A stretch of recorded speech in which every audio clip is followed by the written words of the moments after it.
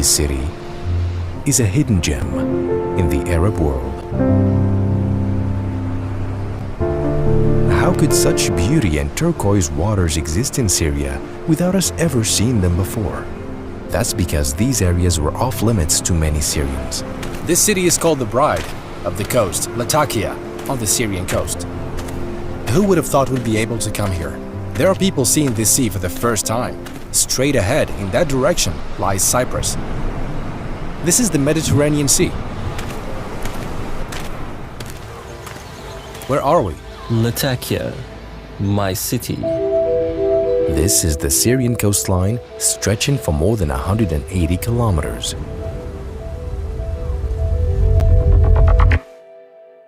Just an hour away from the coast is Homs. We own this land! The capital of the revolution and Syria's largest province. How did people live here? Look around at that area. Look over there. Look at the houses you pass by. Most of the city looks like this. 60% of this city is destroyed. This is Homs. It has suffered massive destruction, just like many other Syrian cities.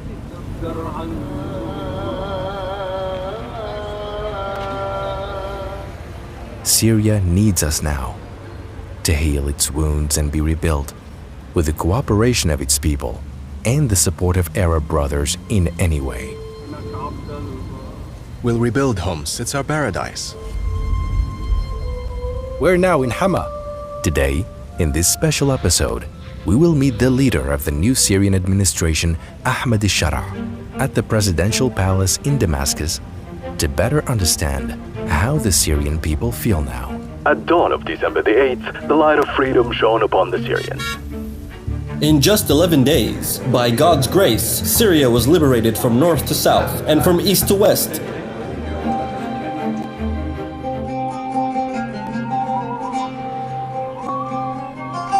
They seized people's houses, forced them out with nothing but their clothes and sent them to Idlib or to refugee camps in Lebanon or Jordan, countries already struggling economically and burdened further by these crises. 3.5 million were sent to Turkey, and others crossed the sea, drowned, including women and children. They would arrive in countries that may or may not welcome them, or confine them to closed camps, issuing them ID cards and collecting their fingerprints. And it doesn't stop there. In some countries, their camps were burned. It's a truly heartbreaking scene. And now you can tell these people your lands have been restored. Your country has been returned. Yes, it's true that it's destroyed, but there are people who have pitched tents on their land, and they feel as if they have the world in their hands. And I'm certain that within 2 years, the Syrians in exile, the 15 million displaced Syrians, I believe that only 1 million to 1.5 million of them will remain abroad. People will return. What's even better is that when we took over military areas, residents didn't flee, they moved there. No one fled from those areas. Not a single Muslim, Christian, Kurd, Alawite, or Druze. People remained in the regions. The battle was marked by mercy and reunited families. So how could people not be happy? So some organizations and individuals in Idlib were asking us to start reconstruction efforts there, as 1/3 of Idlib's population lives in camps. Another third in rented houses, they are not locals, and the remaining are native residents. So I used to tell them that Syria was built over 7,000 years, and construction is a cumulative process. When you displace someone, you take them back to square one. They had nothing but their clothes, so they have to rebuild their lives from scratch. If they even have enough morale to start over. Unfortunately, Syrians have been humiliated, and the Syrian passport has become one of the weakest in the world. And the most expensive one. You pay a lot to obtain it, right? It's the most expensive passport, yet the weakest in ranking. The problem is that the previous regime turned the people into its enemy. They were constantly afraid of them. So they designed all their institutions to trap the people. Their concept of authority meant controlling every aspect of a person's life and later exploiting it. So how did they achieve that? For example, in some relatively developed countries, governments control their people intelligently. They provide tools to guide them, educate the public, and shape a specific ideology to create certain convictions. Thus, public opinion is sometimes guided in advanced countries. But here the regime guided people by exploiting basic services, their daily lives, and using security forces, torture, killing, and intimidation.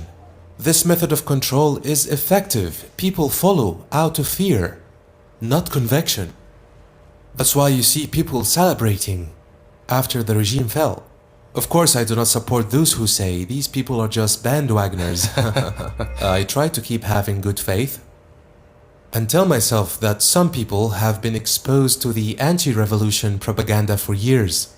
Before that, for almost 35 years, they were subjected to propaganda against certain sects. They were told that if those people ruled, they would kill you or eliminate you. This propaganda, heavily funded by the regime, collapsed in just 11 days. It's collapsed because people are more influenced by reality and facts than by words, right? This is called delivering ideas through actions. So when you actually practice good morals, you can influence people more than by just preaching them, right? If you preach morals without practicing them, your message won't reach. It will just be empty words. Good deeds affect people much more than just by talking about them. Good deeds are practical and tangible, not just words. What you've done is really great. How do you feel now, being in Damascus, knowing how much you love this city? I mean, if you want to maintain success, you must keep a sense of caution and alertness. You shouldn't feel too secure, because danger often emerges amidst a feeling of safety, right? Those working in public affairs and leaders in general must always be cautious. Of course, not excessive caution that leads to doubt and accusations, but caution that motivates you to work harder and give more. We now face many challenges within the country. We need to establish stable political relations. We must put special focus on internal affairs so that people can live together in peace, love each other, and trust one another. This is an extremely important challenge. Thankfully, vengeful behavior isn't part of the Syrian character. And basically, throughout this major battle, the motto was, Lord, grant us a victory free from vengeance, because a vengeful mindset cannot build. We have many problems. There's a widespread crisis. So you can't achieve immediate justice, except in obvious and severe cases, because sometimes, in major battles, the right to revenge is relinquished. Except in certain cases, like the officials of Sidnaya prison, security branch heads who tortured people, Pilots who carried out raids, those who dropped bombs on civilians, and those who committed massacres. Nevertheless, justice must be sought through the judiciary and the law, In court. not by individuals, because we must respect the law. If we don't respect it, the law of the jungle will prevail. Justice through law guarantees everyone's right, the victims and the offenders, right? Yes. They still have some rights, regardless. But if matters are left to revenge, the law of the jungle will prevail. Oh, of course, real life isn't perfect.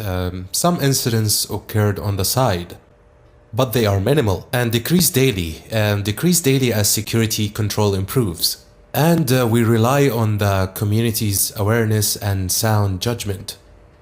I understand them deeply because of the pressure they had been under for over 50 years. People are influenced by how they're governed. We're talking about entire generations. Around 6 generations lived under that regime. right? Yes. So there's no magic wand to solve these problems. The situation requires patience and long-term strategic plans. In education, higher education, social relations, religious discourse, cultural platforms, and media outlets on all levels. People used to live in suspicion and fear of one another. They'd say, be careful, someone might hear you and report you. This is what the life of a Syrian citizen was like. Among with corruption, now people can trust each other again. Anyone can express their opinion freely now, as long as they don't break the law and damage public property or disrupt the social life. Today there is a significant social harmony in Syria, capable of creating a new life that people haven't experienced in nearly 50 years. For the first time. For the first time, living together with love. Now the first thing we did, we announced amnesty since the beginning of the battle. And this amnesty greatly helped people. So now that we've won, we can't arrest people and persecute them, because we must maintain our credibility. We have a credibility, we gave people our word, and we cannot go back on it now. And if we didn't do this, it would have been overwhelming for people. They would have been afraid, nervous, and much blood would have been shed. The policy of amnesty during the battle had a positive impact and helped avoid a lot of bloodshed. They all left their clothes behind and fled. Now that God has blessed us with victory, we cannot start shedding blood and arresting people, as that would destroy our credibility. We must balance between individual rights and general amnesty. The amnesty must be comprehensive, and thank God, He granted us victory at minimal cost. And this is the greatest form of victory. What would we have gained if we had won but Damascus was destroyed? What would we have gained if we had won but Aleppo was destroyed? The regime entered Khan Sheikhoun and Ma'arat al-Na'man, but they were empty. After being completely destroyed, turning them into uninhabitable cities. Can we call that a victory? No, it wasn't. They won land, but we had the people. That's the true victory. Victory is achieving great outcomes with minimal losses.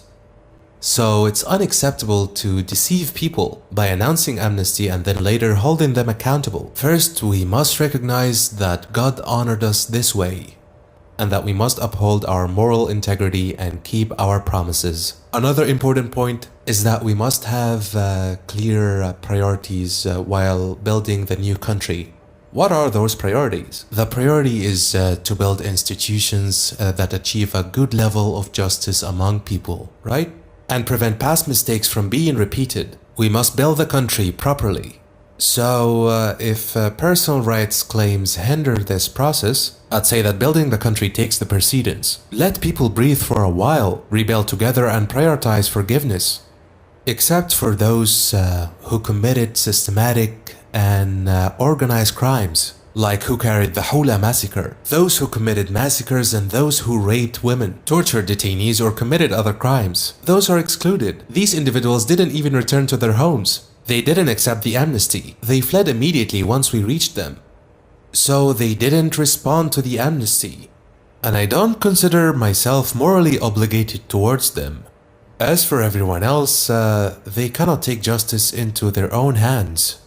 There are courts, a judiciary, and laws. Complaints can be filed properly. If the accused was among those included in the wartime amnesty, then our moral, religious, and logical duty is to say we no longer have a claim against this person. When people say we neglected the right to revenge, I respond, we gave you back Syria. We restored your greatest right. Today our name is Damascus, right? Today the media says, Syria says this and that. Damascus has returned to the international stage. We have repositioned a country that once disturbed the entire world. But today we have restored the foundations of this civilization and returned to its strategic, political, economical, and social standing. So you cannot waste this great opportunity just to take revenge. I must protect everyone's right, even if it costs me my life. I've never avoided delivering justice to anyone in my entire life, even if it was at my own expense. But now, Our priority must be to adopt a state mentality. The mentality of the state must prevail. A vengeful mindset cannot build a country. A revolutionary mindset cannot build a country. The revolution is characterized by agitation and reactionary behavior, which may work for overthrowing a regime but is not suitable for building one. That's why I say today that for us the revolution is over. It's part of our history that we cherish and celebrate, but we shouldn't carry on with it into this phase. Imagine trying to build the country with factions. Would it work? No. So the country must have institutions, a president, a parliament, an executive government, and strategic plans. We must have short-term, medium-term, and long-term strategies. We must have targets and figure out how to achieve them, such as developing economic infrastructure, education, healthcare, telecommunications, and innovation. We must catch up with the world within a few years. God willing, the Syrian passport will have significance in a few years. Well said. Well said. What pained me the most was seeing people scramble for passports and how badly they were treated at airports. Syrians felt inferior to other nationalities because a citizen's strength comes from their countries, and our country was filled with corruption and social oppression. It was a country without a weight in the world.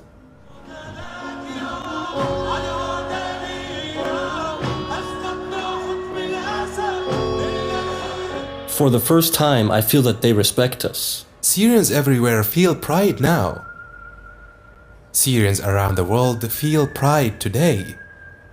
The wars of the oppressed have not succeeded in the last 100 years. There's widespread Arab solidarity now. That's true.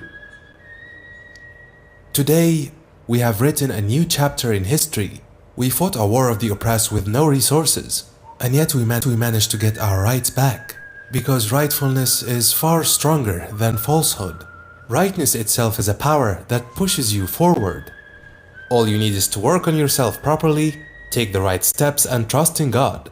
As long as you're on the side of truth. And you must be wise, of course, because sometimes even rightful people can be reckless, right? You must be both righteous and wise. You also need to understand the meaning of leadership, which is to know when to act and when to hold back. You must know where to stand, right? Thank you very much. Thank you for your time. I wish Syria a bright future.